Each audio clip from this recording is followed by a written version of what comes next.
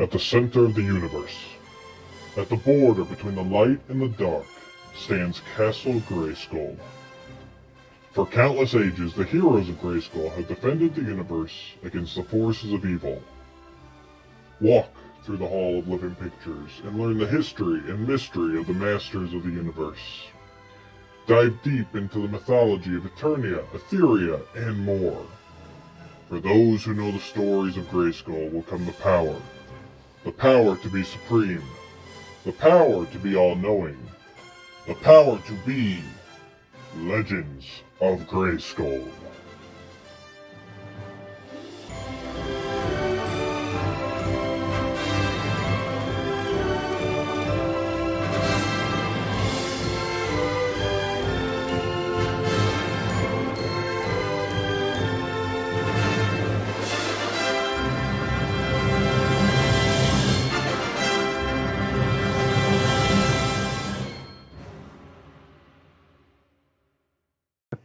Hello everybody and welcome to episode 47 of Legends of Grayskull, the fan podcast where we discuss the history, the mystery, the magic, and mythology of He-Man, She-Ra, Eternia, Etheria, Nordor, Primus, new adventures, old adventures, mini-comics, comics, Ladybird, UK animals, anything and everything you can think of with that He-Man, She-Ra, Masters of the Universe, Princess of Power, that Mattel logo down the corner.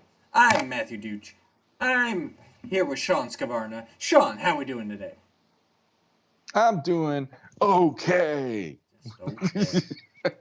Some days that's all you I figure He-Man punched us once a day every day of our childhood, so why not? gotta get a fact there with it. Unfortunately, my punches would probably make somebody go, was that supposed to mean something? So, yeah.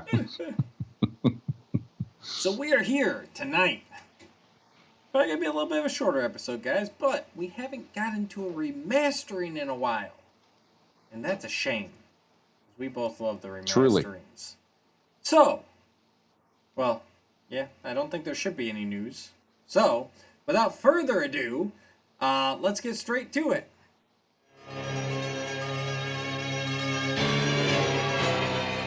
Remastering their universe. So, remastering their universe.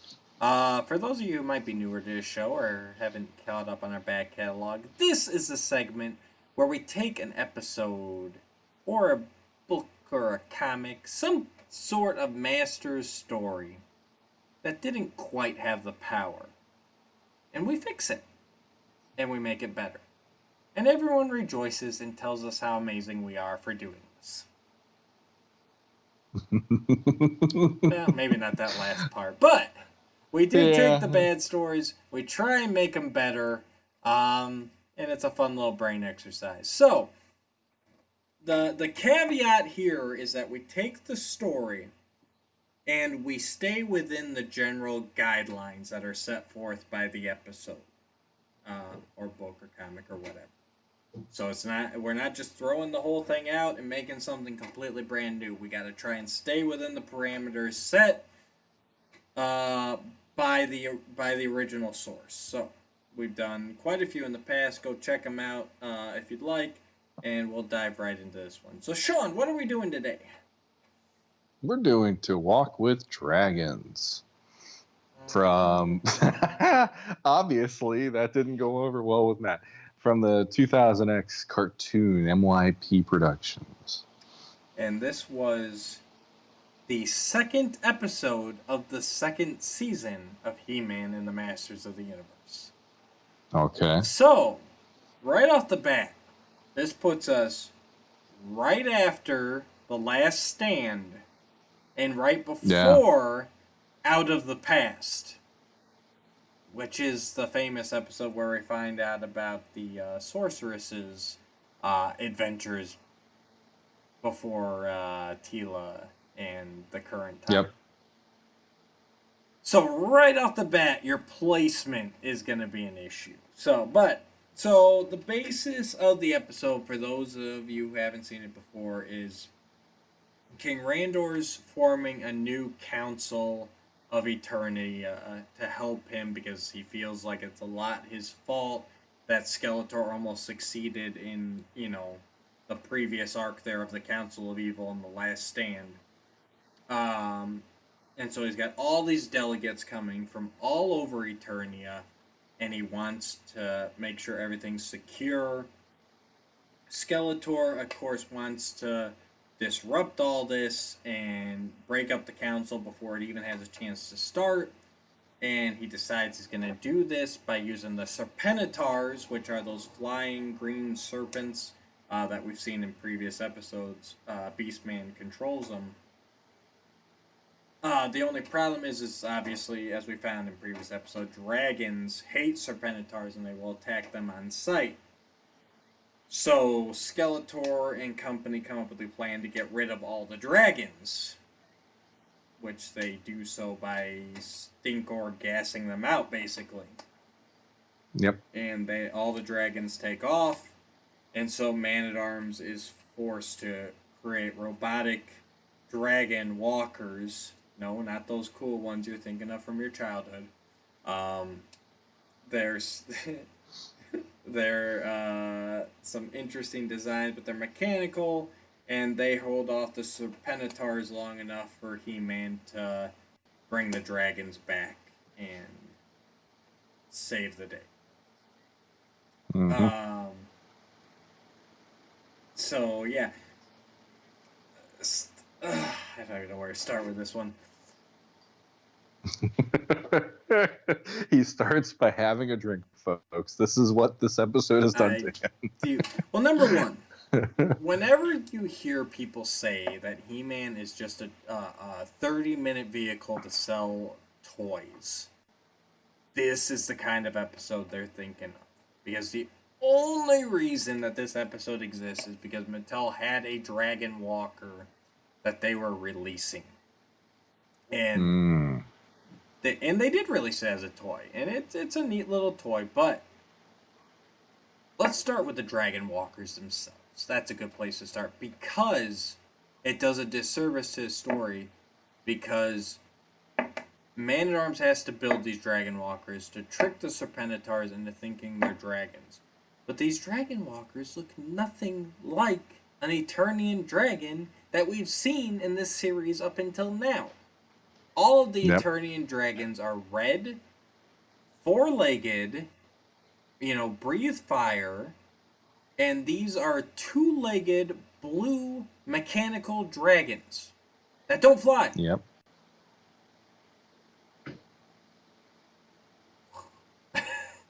Yeah.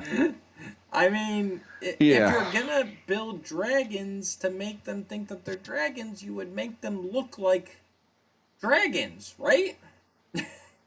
Yeah. I mean, okay. Starting with that point of the story,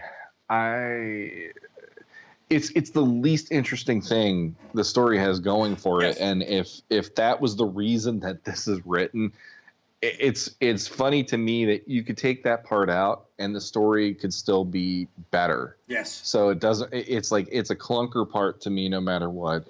And I'm not a fan anytime a story does that.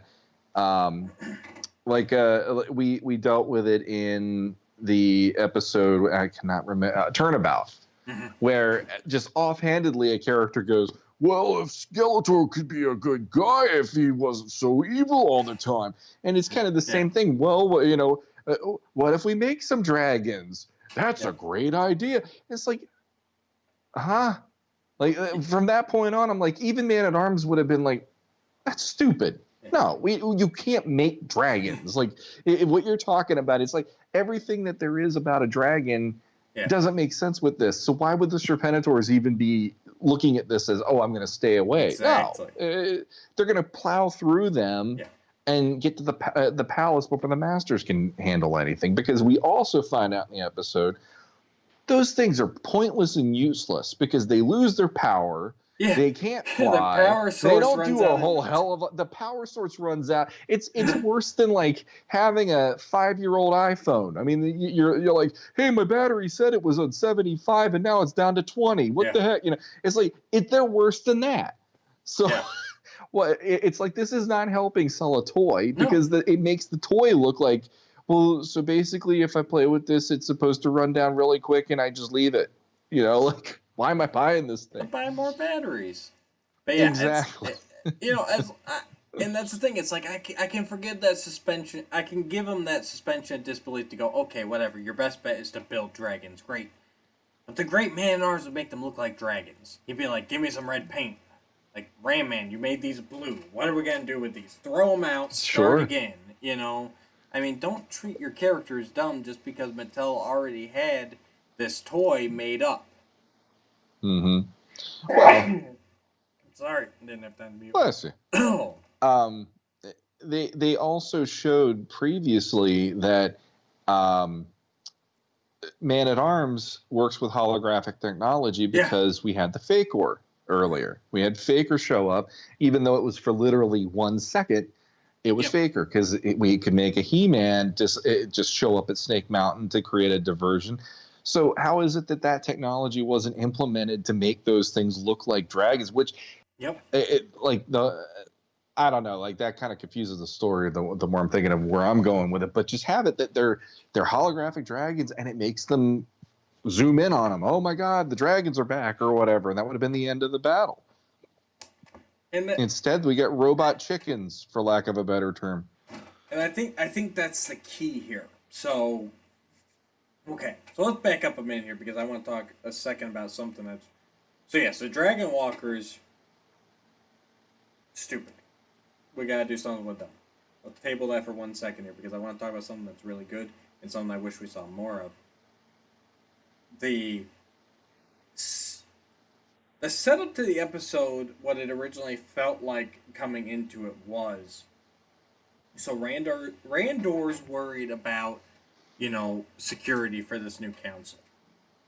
Man-Arms has been up for like 2 days straight, just building weapons and vehicles and anything and everything you can think of, so that they're not caught. He's really feeling both of them are, the King and Man-Arms are feeling the pains of their near defeat by Skeletor, and the burden that's on them as, the highest ranking military officer and the leader of Eternia, that, it's on their shoulders that we almost lost everything.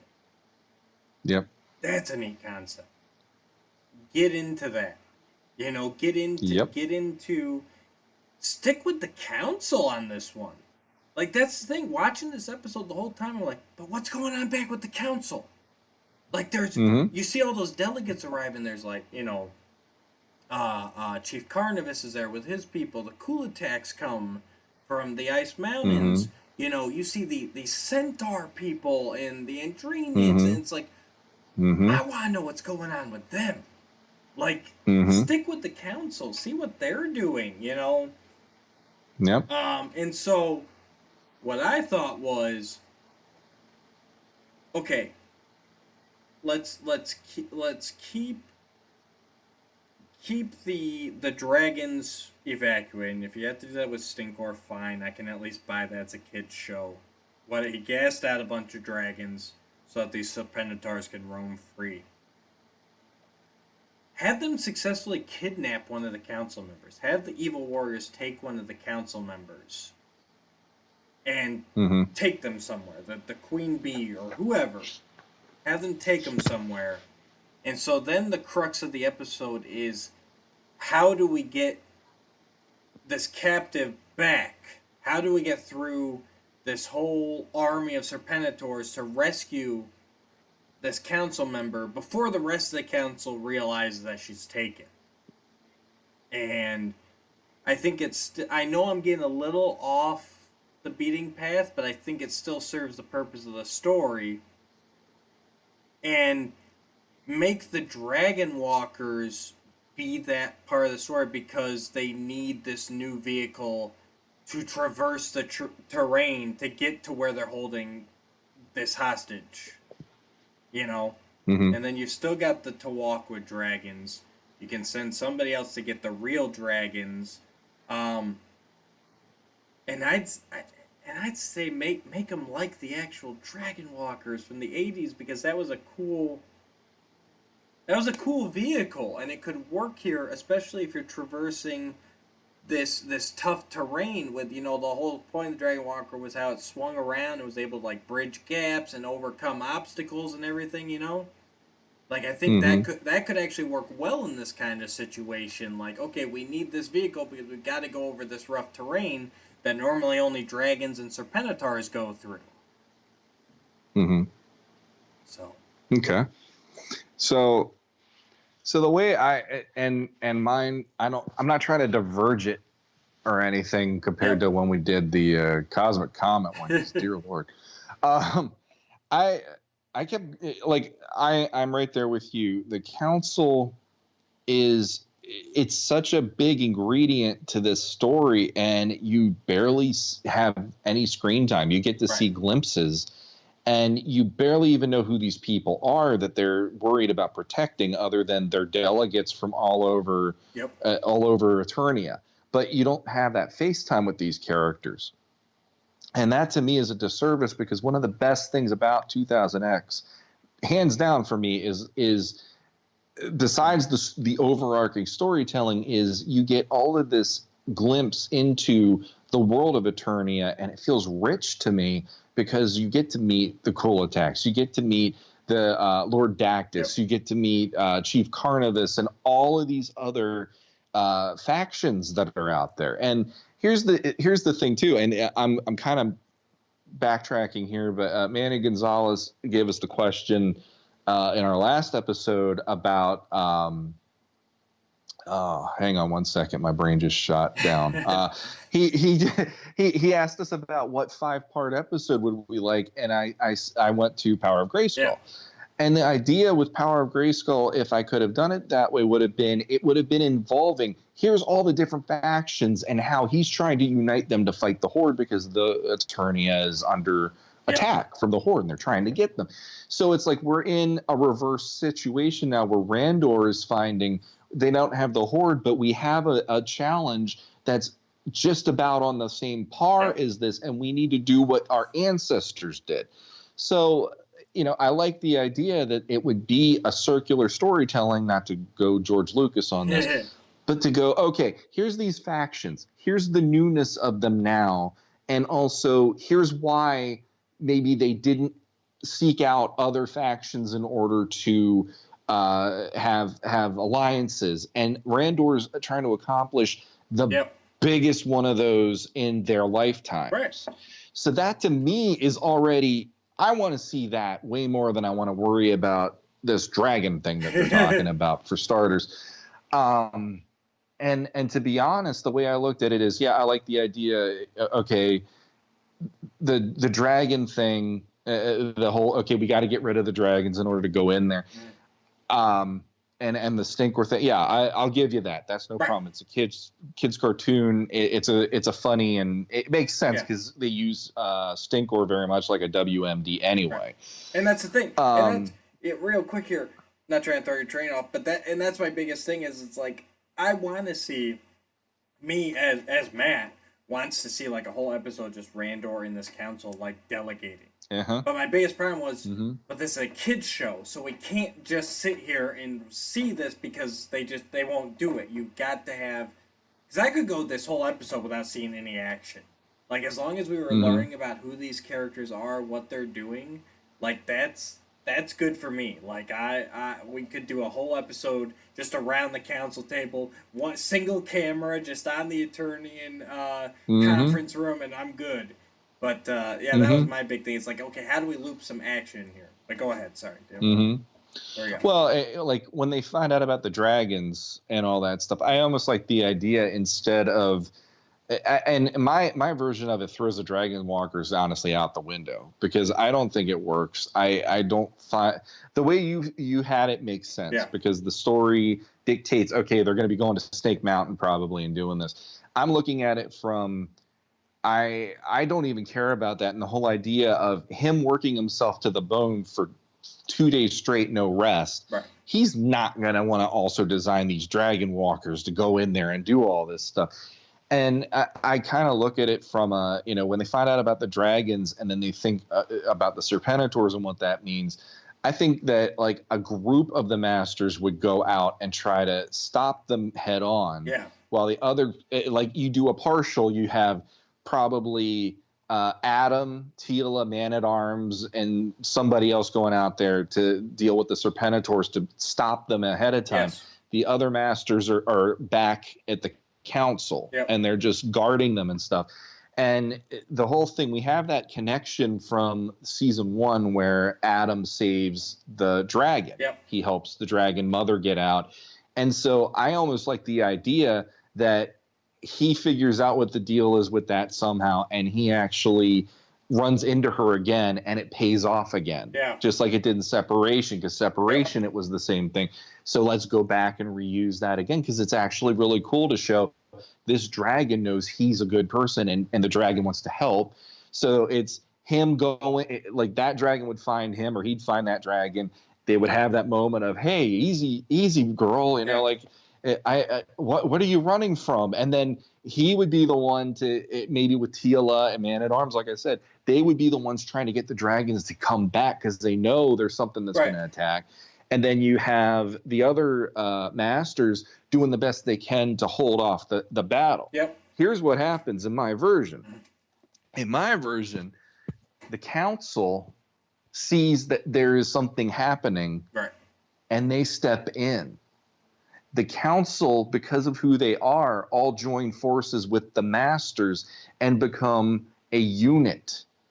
And they become, it's like this cements this formation that Randor wants. And maybe up to that point, he has delegates arguing amongst each other. Maybe they can't agree on everything. Maybe they got this and that going on. But when the Serpentor attack hits and the masters aren't enough to stop them because they need the dragons, the delegates all join forces with the masters, and it's the line stands here, you know, we're holding the line, and they go into it with the masters, and it's your Avengers moment where you have the spinning around, you see all of them, and it would be Skeletor looking at that going, no, you know, like through his actions, he's doing what he doesn't want to have done, because now they're solidified to fight Skeletor, and they all, like, each of them has a little moment on the battlefield where, like, if one faction was disagreeing with the other, then on the battlefield, like, one of them gets something behind the other before it gets them or something, and they're having these moments during the battle where they're solidifying these, you know, I have your back kind of feeling. And Randor's looking at this on the battlefield, and even Marlena being who she is, and she's willing to battle with them. They both look at each other and they're smiling, going, it's working, you know? And then, like, at the very end, here come the dragons with He-Man on one dragon, Tila's on another. And it's like, boom, the cavalry comes in and chases off Skeletor and the Serpentators finally. And then at the end, instead of it being in that council room all sterile and away from everything, right there on the battlefield in Eternos, that's when they all turn to Randor and say, you have my allegiance. Yeah. Because they got to see firsthand, this is what Randor's talking about, and we need each other right now. That would be my version of this. So I like it. I like what Avengers spin and all. What? Avengers spin and all. So that's just where I went with it, looking at it. That's all. What if we just play that out a little bit more? Okay, so I'll drop my captive thing, because that was just the best way I thought to get some energy going. But okay, so Stinkor gets rid of the dragons. The masters realize that the Serpentators are going to attack, and they need the dragons.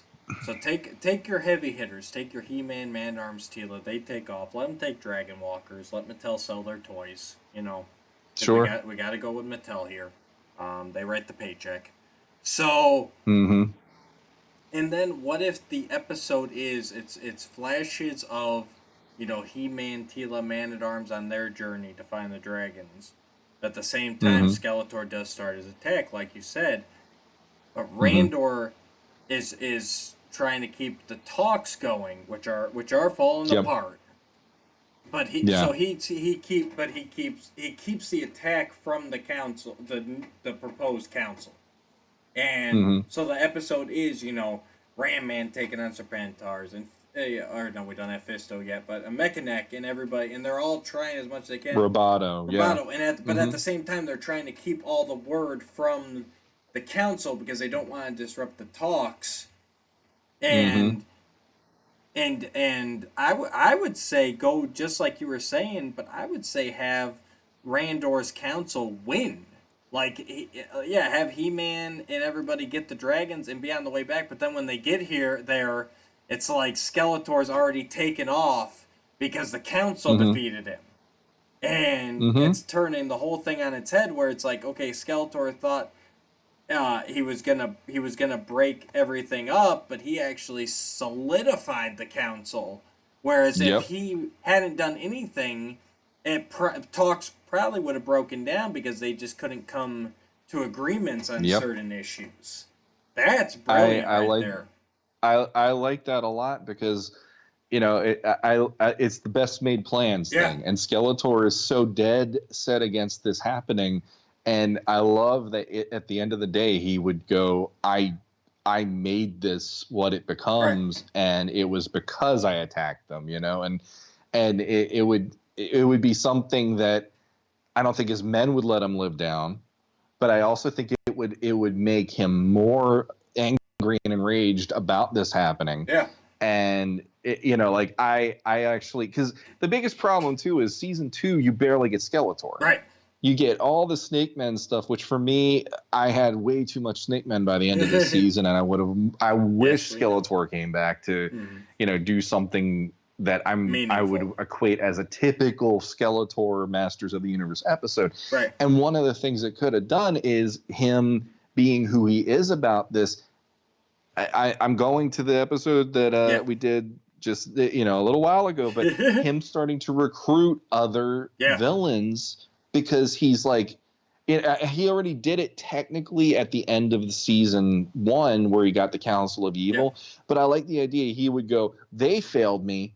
Right. These other guys failed me. I have this bigger problem now. My men are turning sides to join the Snake Men. Yep. Like Evelyn, for instance. Yep. And here we are, like, he needs something else. And that's when all of a sudden you get 2000X Fisto, you get 2000X Scareglow, you get Ninjor, you get all these more like stealthy and more like secretive characters that he pulls out because he's just so annoyed at how this all worked out. And it's because of this episode.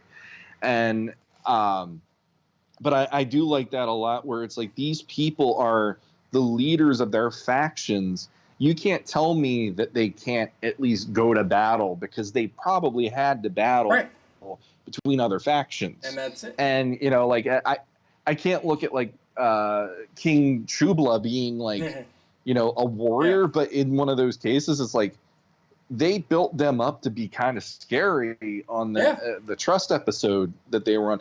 I'm sure those guys could hold their own in a battle, and the Andrenids are hotheads. Well, and they could do, it works there. And it's the thing, it's we can sit here and talk about the threat all we want, and we've seen it in history, we've seen it in the World Wars and everything, where America got into some of these wars late because it's like, well, that's their problem over there.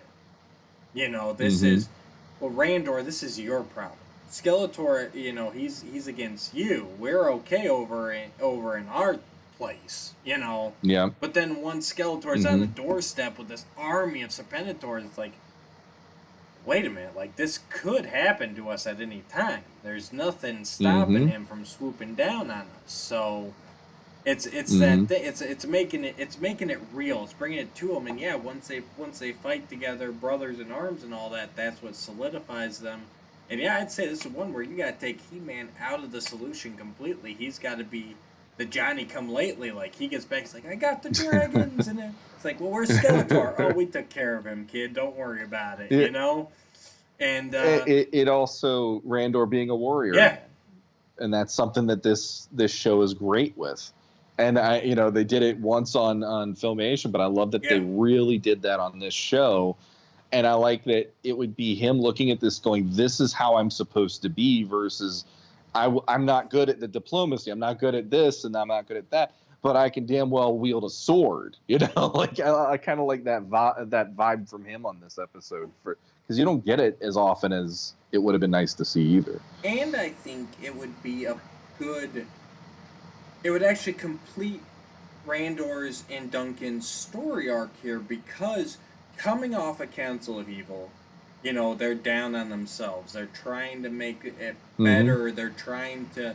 Duncan is going nonstop, making that opening sequence is pretty cool. And down in the war room of Eternia, and he's just all these weapons and everything flying around. He's got robots and he's got Rayman. He doesn't even let Rayman stop to eat. He's like, dude, we need to make some weapons here. We almost got defeated. Yep. Rayman's like, but I haven't eaten all day. And Manor's like, well, eat while you work, Like, we don't even have time to stop to eat right now. And for him to come back and Randor just be like, look, Duncan, they really need to realize that they can't do it all on their own. They can't do, it's like, Duncan, you can push yourself all you want. But at the end of the day, you've got to rely on other people, and you've got to take a rest. Like, because that's the other thing I was missing. It's like you start off with this thing where Randor and Man-Arts are all down on themselves, and at the end, it's just kind of like, they're kind of like, oh yeah, we're good now, because we have a council, but it doesn't really feel like they've learned anything, or it's been earned, know? So by doing it this way, where the only reason they won was because the council stepped up, banded together, with the masters, with everybody else, it's putting that unity message across, and it's showing Duncan like, hey, it's not just you, it's us, and we've got together, we've got this, And I would say in the episode with Man-Arms putting his head down on a pillow and getting some sleep, like, well, I'm serious though, it's done right, like they finish up, they do, they show up with the dragons, and the Serpentors are already gone, and Man-Arms realize he can't do it all by himself. And then the next sequence, you see Man-Arms like heading down the hallway, and he's looking all like, Man-Arms like tough and like determined, and you're thinking he's going back to the war room, and then the door opens up and it's just his bedroom, and he just like takes the helmet off and he lays down, and it's like it's like okay, he's realized he can rest now. Like, it'll be okay. He doesn't need to kill himself here trying to do it all.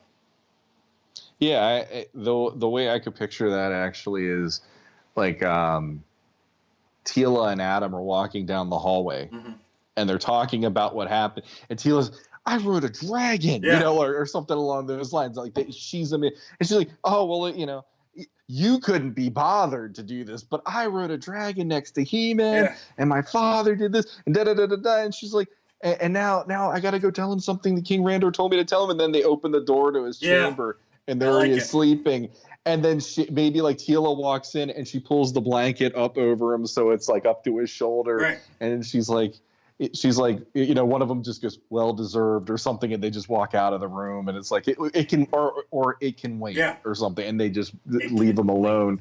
That's a good way. Yeah, that's a good way to end that, where it can wait, because we got a council now. Right. We got people. We've got this. So that's cool. And it doesn't have to just be on him. And then, like you said, this whole second season really should have been, going into the bigger picture here, it should have been the amassing the forces. It's I know we say this all the time, especially in private, but it's that, it goes back to Dark Knight, cops get bulletproof vests, and villains get or criminals get armor-piercing rounds.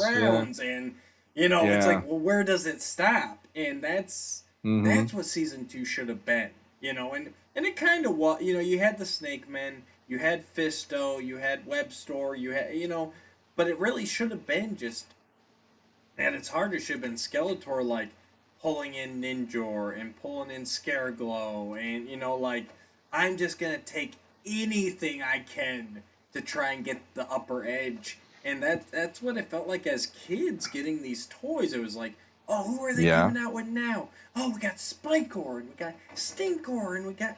It's like, oh, and now He-Man gets Fisto and Mechanic, and now Skeletor gets, Sorod, and He-Man gets Extendar, and it was always just like that boom, boom, boom, boom, boom. And where does it end, And this could have been a cool intro to that. You're absolutely right.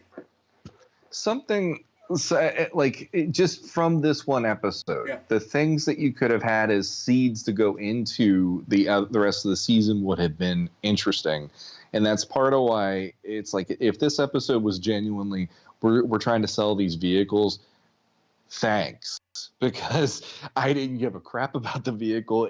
Everything they did in this episode completely. If I was a kid back then watching this, I wouldn't have wanted that vehicle because I saw how ineffective it was in the damn episode. Yeah. But what I really liked was I liked the idea of is if he was doing that where it's okay, here's this, here's that, and each time it's like I'm gonna find somebody else to pull to my ranks. I'm gonna have Jitsu, Scareglow, whoever, and he's pulling in all these people, and they're failing one after the other. Yeah. The third season, you could have ended on this, which would have been cool. He could have finally just broke down at the end. Skeletor would have just been like, I cannot find somebody who's able to bring me to this point where I can crush everybody and get what I want. And he goes and tries to unleash Hordak finally. Ooh. Just like Evil Lyn tried, and then they topple the temple down and all that stuff. And that could have been like in the middle of him, he's amassing the people, he's amassing all that stuff.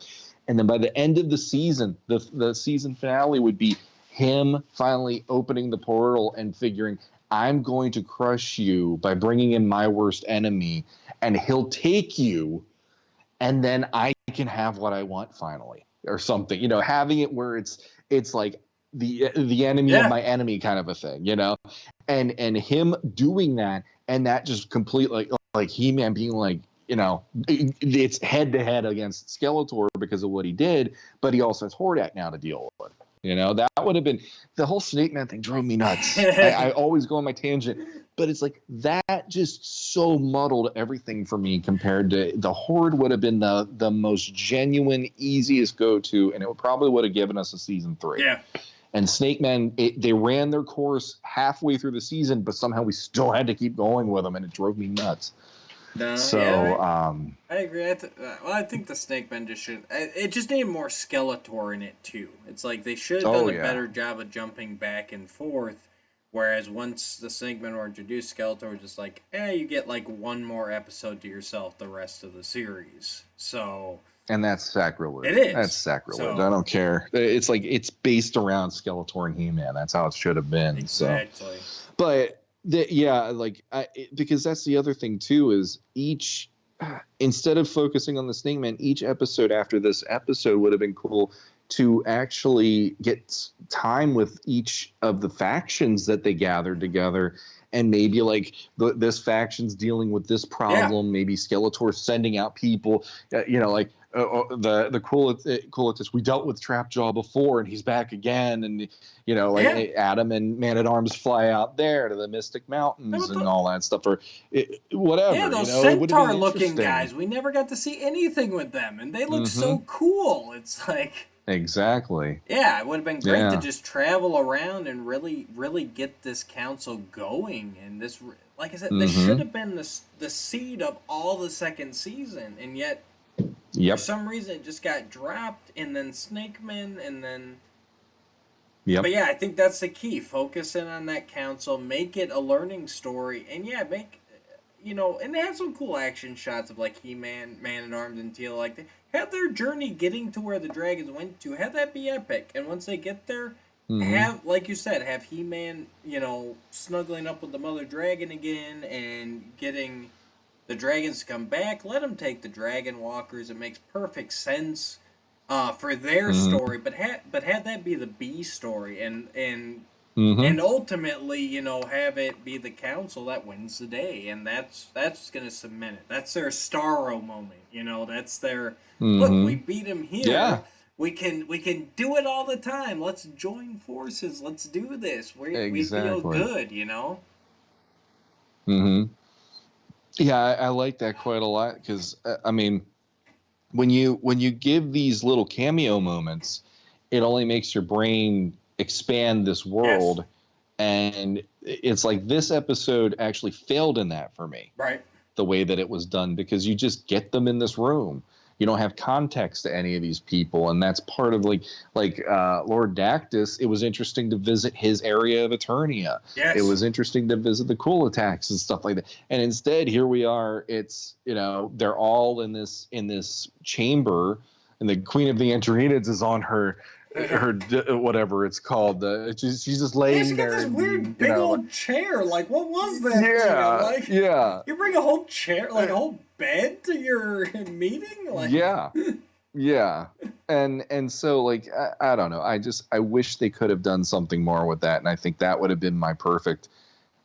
These guys should not be just diplomatic in that they can't fight their own battles, right. And you know, I really, and that would have made me embrace it too, just because here we have these warrior factions in that way, and you know, like Randor feeling, and it could even be in Randor feeling like he's better at wielding a sword than being a diplomat, and then he finds out they're all that way, right? You know, it's like these are warrior factions within Eternia, so it's not like each of them is like a scholarly individual. They're people who have learned to be fair, to be just to their people, but they damn well can also wield a weapon in defense of their people, you know? And so in that way, he feels connected to everyone in his ranking. Mm-hmm. And the Man-at-Arms gets to relax a little, and there is that, like I said, the Avengers moment where it's like all of them are standing together, and Skeletor, I can hear Brian Dawson, no! You know, just that,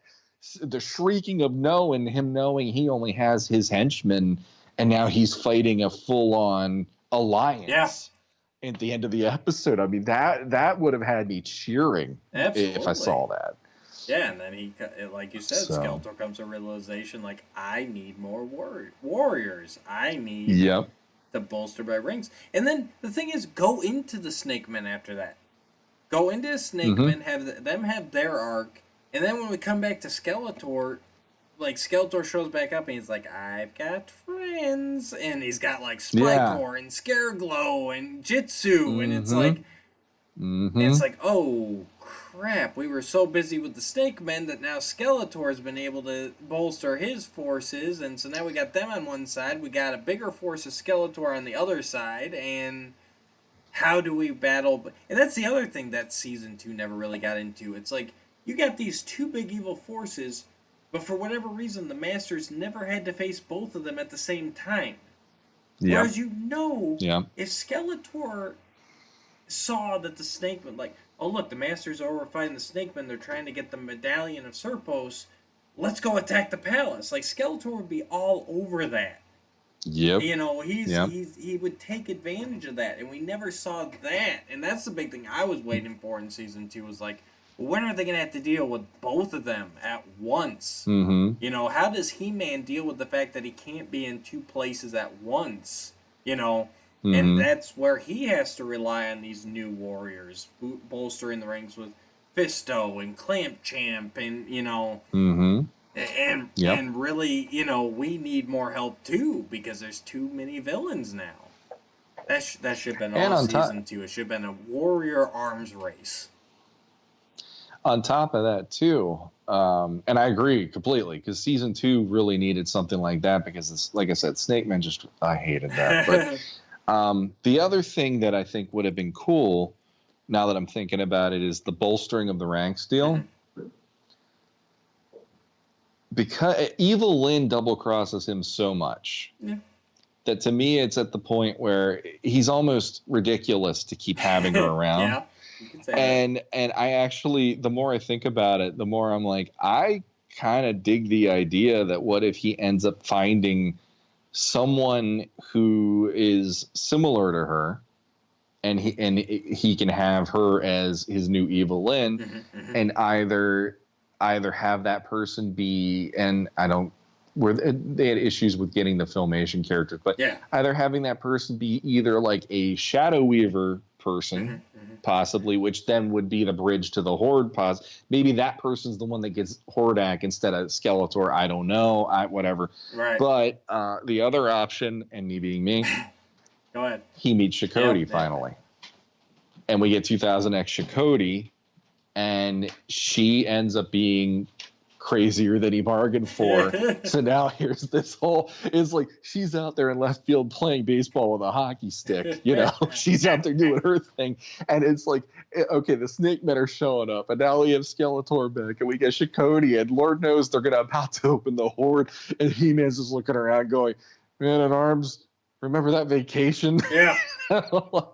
It would have been really cool to have something along those lines, because it would have been, she's one of those characters that Larry DiTillio created a character where I just cannot get enough of her, and I want more. Absolutely. And that would have been the perfect place to me to at least drop her in and go, this could be fun.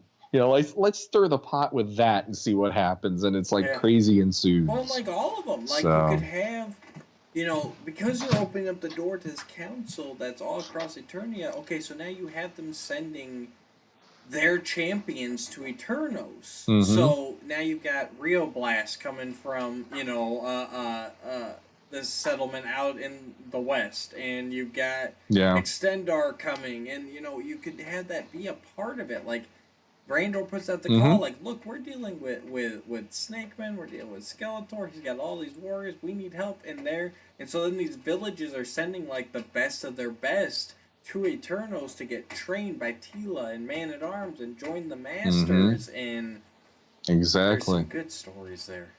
But we rewrote the whole second season, and I actually find it to be awesome. We just remastered season 2. Season 2, done. Just with one episode. Season 2's done. Now we got to go and one after the other go, okay, what would this episode be, and how would it add up to the whole picture? And the thing is, I like the halfway point with Serpos and everything too, which was supposed to be. That's the other thing we got to remember. Season 2 was cut short. It was only half the season.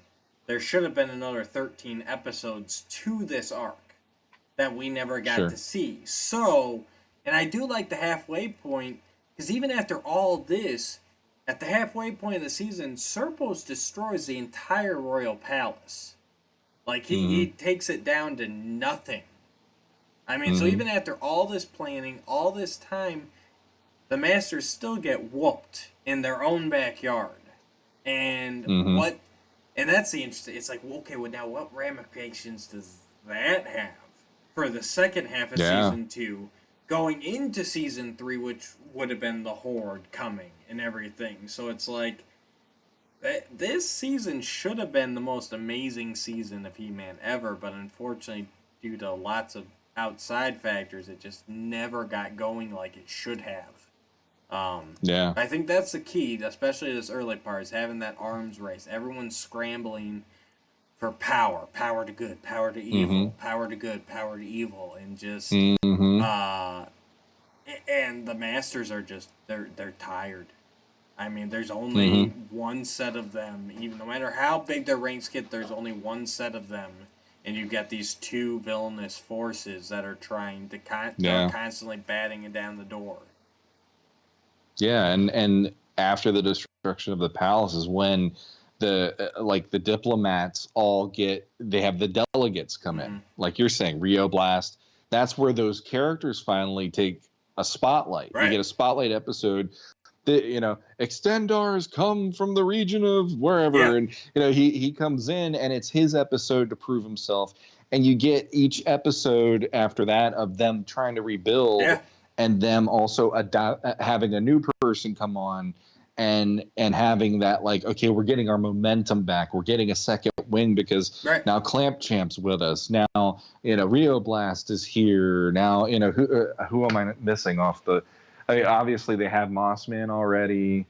But, yeah, you start assembling that. And anybody else that we haven't even thought of from the old line, all of them there. And then on top of that, you have the Andrenids have tons of the bee people, and then with the Avians, they have tons of their people, too. And it's like they have all of these army factions that could come in and help them out and stuff. So it's only cementing that relationship even more. Right. And I like the idea that when they send them, that each of them would be like, we heard about what happened. It happened so quickly we couldn't even get here in time. So it's like that whole idea that they were in transit and couldn't get there fast enough, but they're there to at least rebuild and do the best they can to help and all that. So It's interesting because it has that, like, it's showing the weakness. Yep. They're not always going to be on their game. They're not going to always be fast enough. But the fact that here's people that are still wanting to help, just like they have been there for eternity all along. Here's these factions still coming to aid now and following the example. Exactly. So, yeah. God, that's a great season. That's a great season right there. So throw away your season 2 disc sets. We're going to write it all. Don't worry. We got it. We got this. Late night writing sessions. This is what happens. And then I'm sure there's people going, no, I liked it the way it was. And then it's like, there's other people like us going, this could be really cool.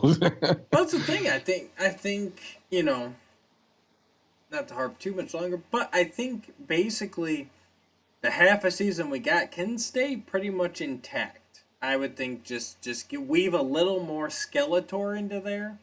But really, like you said, the majority of it comes after the destruction of the palace. Spoiler alert if you haven't watched the end of the Mike Young production series. Yeah, stuff goes down. But yeah, I think that's where the majority of what we're saying happens is in that second half of the season. As they're learning to really work, because the Masters are like an army unit in this series, but they need to take it to the next level, especially with these other factions coming in. You know, just putting the Snake Men in there alone, that creates so many problems. They really have to start functioning on a larger scale. And the thing is to have that whole build up in the second half of season 2, like how they really figure out how to make it work. They defeat the Snake Men for good. Skeletor's still causing trouble, but they've gotten it back to where they're pretty much in control, and they're defeating him. And then to launch season 3 and just have the Horde come in and just wipe out everything.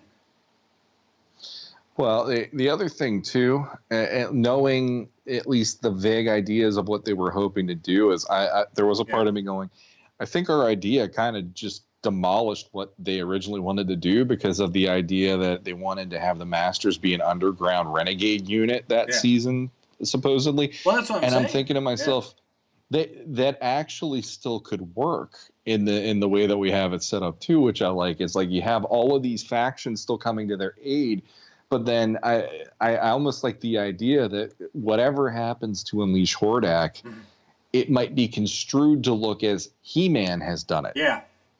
Like Skeletor manages to pull that off somehow, either using the Faker robot in that moment to do it. They suggested that Faker was going to be a part of it. Yep, exactly. Or something where it discredits him and all the factions back away because they're seeing Randor wanted the power to himself or something. Skeletor would find a way to get the upper hand at that moment. And then the next season, then you have it, okay, we're screwed, and we have to rebuild everything, like you're saying.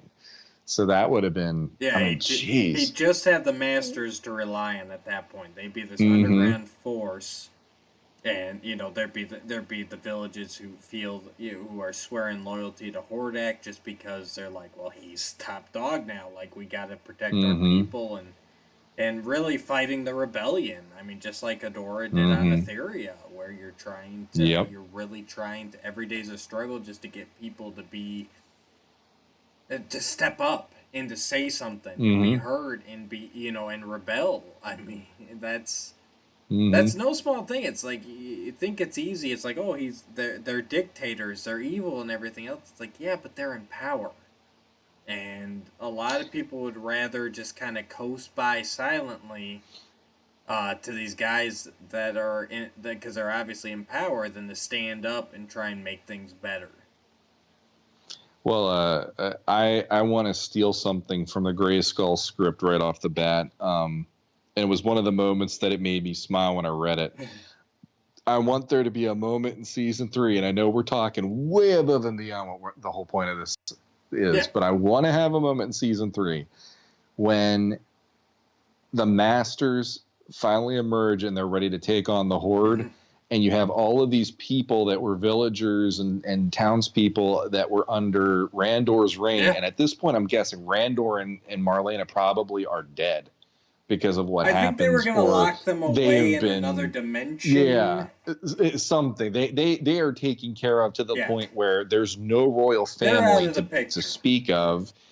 And at a certain moment, I want there to be a moment where Adam looks a little older now after everything that's going on, and he's there leading the charge instead of He-Man, and you have people shocked that he's back. They didn't realize Adam was still alive or whatever, and then you have him doing the "I am Adam, Prince of Eternity," and he goes head to head with Hordak, but he does he does the whole speech to him while they're in that fight, and that's what starts helping rally people because they didn't lose everybody in this, and they needed to see him to know there was still hope. You know, so it's like that would have been like the season 3 finale where it's like he's going for it and all that stuff, and maybe there's maybe the sword is broke. We're so far off the map on this, but I'm enjoying that this could be cool.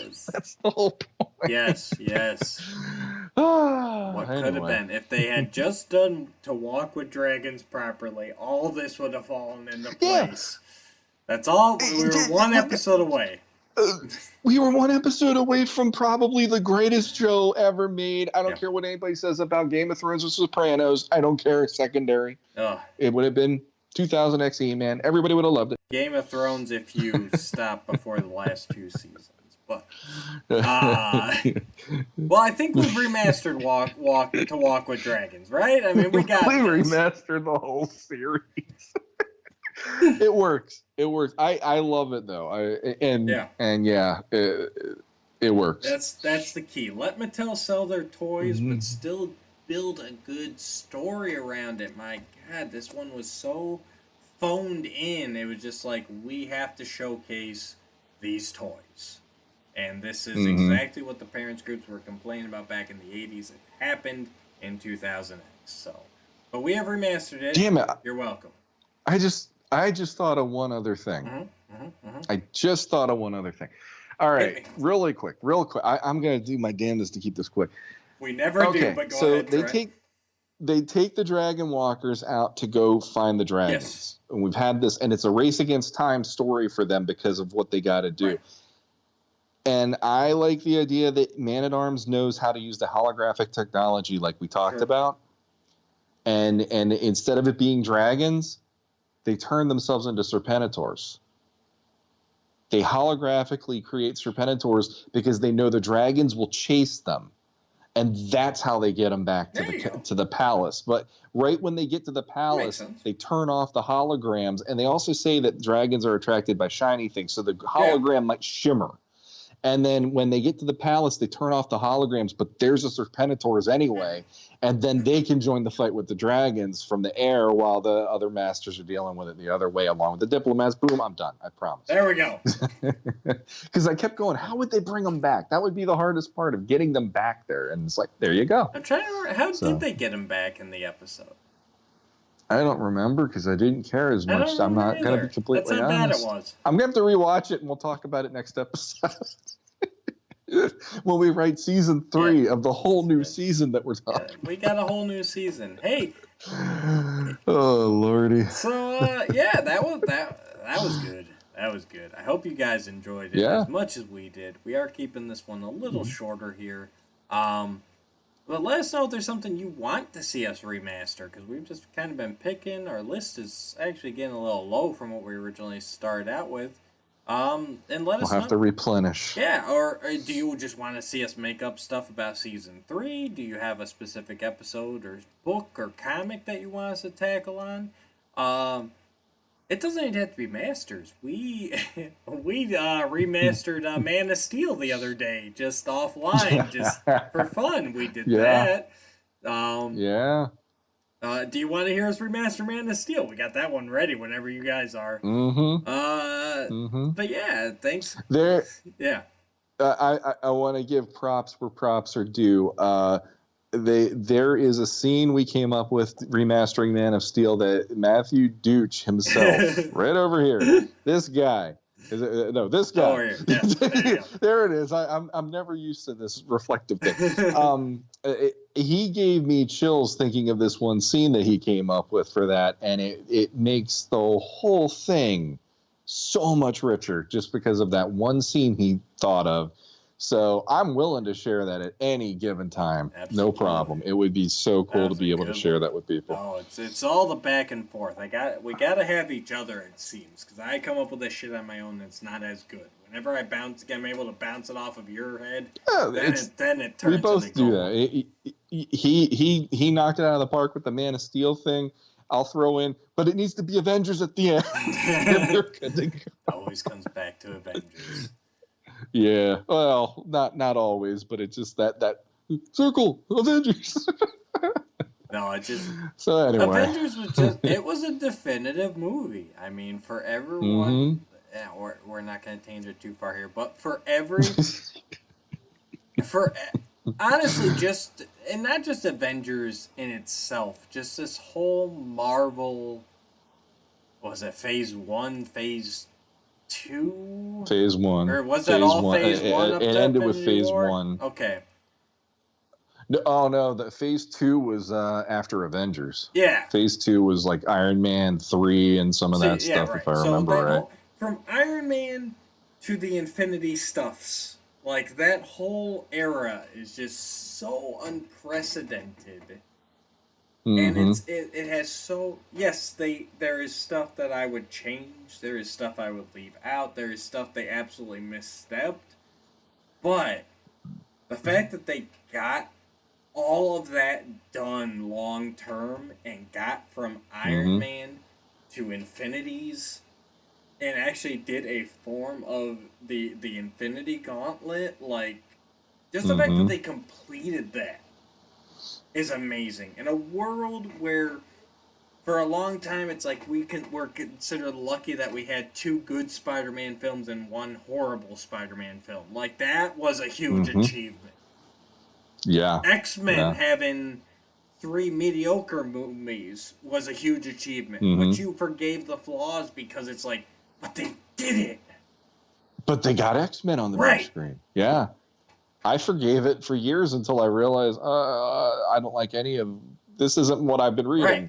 None of it's actually X-Men, pretty much. But no.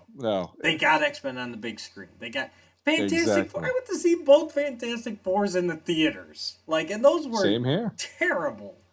Just the fact that we live in a world where they accomplished that is amazing. It is. That we're living in a world where we got to see Crisis on Infinite Earths on the television screen. Like that. Yep. If you would have told me growing up, as I'm heading into teenagerhood and trying to keep my reading of comics and He-Man and everything else on the down low because I'm trying to get a date for the weekend, it's... If you ever told me that there would be a world where we're going to the theaters to see this stuff and guys that made fun of us in high school are one of the first in line to see the latest Transformers movie, it's like... Yeah. I would have said you were crazy. So. Yep, exactly. And now it's the new normal for pop culture. It is. It's the craziest thing. And it's like, people like us were the ones, well, I've been reading this for years, Right. At like, my wife will be like, oh, I like the X-Men movies. And then I have to go, I can't talk now because I'll defeat the purpose of this conversation. I couldn't talk to my wife for about a year after we watched Man of Steel because I went over how many things about it were driving me insane. And the poor woman will not watch that movie. He didn't talk to her about anything. She's like, what do you want for dinner, honey? And he's like, not what do you want for dinner? Ready yet.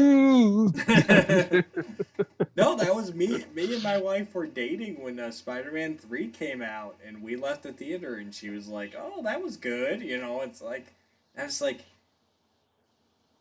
but it wasn't Black Suit Spider-Man.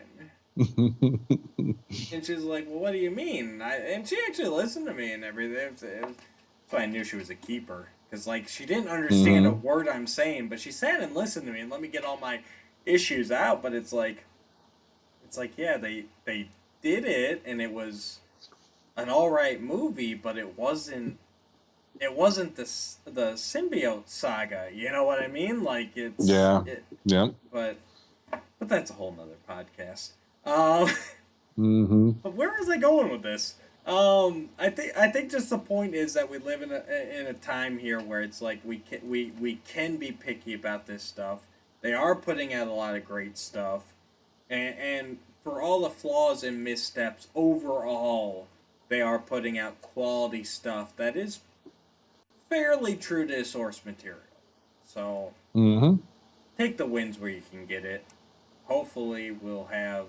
I mean, it's November now, so we're that much closer to Revelation and He-Man and the Masters of the Universe. So Yeah. that's good. The UK. Yeah. You see, the UK's getting Wave 3 of Origins already. Yeah, I got a whole bunch of messages from David Clark over the weekend going, how did that work? And I just go, International Dateline. Yeah. They celebrate New Year's before us every year. You know that, right? And I'm like, Yeah. you know that's sarcasm because I know, but at the same time, I think there might be something to that. I'm like, no, I honestly, I think they might be doing that because even movies get released internationally sometimes before we get them here nowadays. The international market does actually account for more than we give it credit for absolutely. Here in America. It's just weird that they're really. I mean, this is the She-Ra, Roboto, Zodak, Merman, I think, right? Who was the last one? Merman? Merman, yes. Is it Merman? Mm-hmm. Yeah, Merman.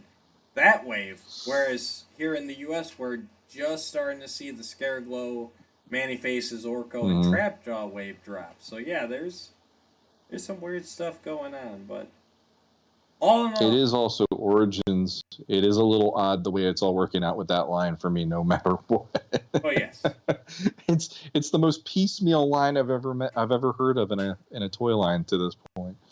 Right, but it's a good time to be a Masters fan.